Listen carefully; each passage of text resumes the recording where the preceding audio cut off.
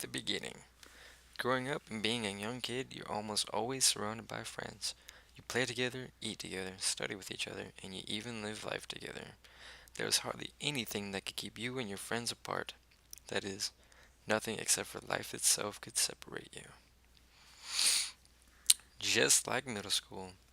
Obviously, your life journey starts when you're born, but it takes a small leap when you can finally call yourself a middle schooler. Having been surrounded by friends constantly when you're a tad younger, middle school may seem empty, like a void was created. You feel alone, cold, and out of place, distant, and in a new world.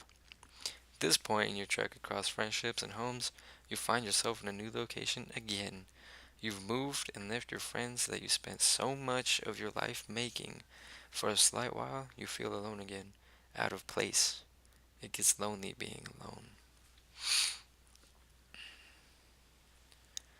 Middle school is finally over and you're in a new town looking for a fresh start. Your first days of high school are rocky at best. You sit alone, walk alone, and leave school to sit on the bus alone. Every time you move and have to start over, a part of yourself drifts away and gets stuck to the parts of your greatest friends. It's time for a short vacation and your family wants to go to the town you moved away from. While back home, you decide to visit some of your friends, only to find that they haven't forgotten you and that they drift along in the mist with you.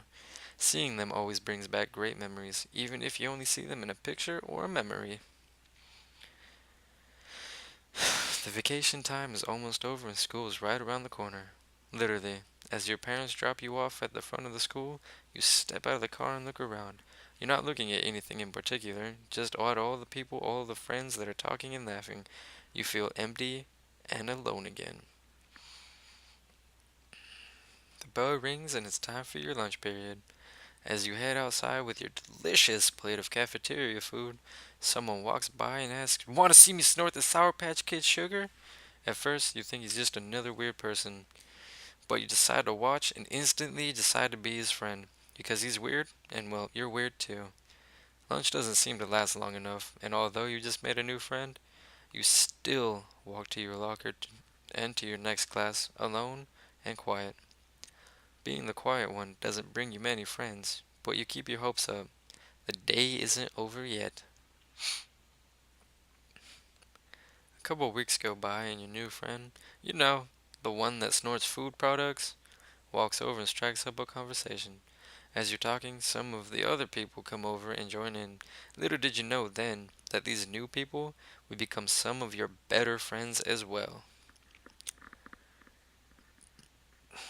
The year is now 2010. You graduate next May and once again have to leave your friends behind. At this point, you've made several acquaintances, met many people, and created a few lasting friendships. For some odd reasons unknown to you, these friends that used to be amongst the masses will stick with you throughout your life journey.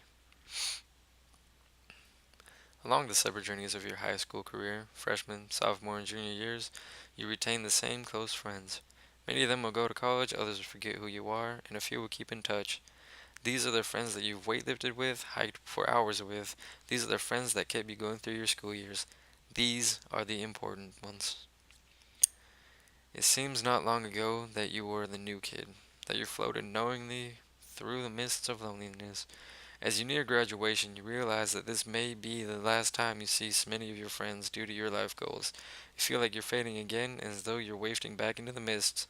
However, you're not alone this time. Your friends are there to help you out.